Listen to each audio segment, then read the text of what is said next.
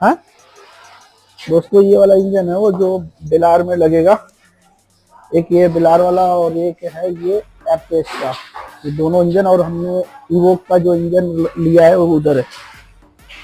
ये इवोक का इंजन है पड़ा, और एक ये जैगवार का है, एक्सअप का। ये वोल्वो का। ये 3 सीरीज और 5 सीरीज में डलेगा BMW का। और दिखा सकते हैं, ये देखिए ये ऑडी का है।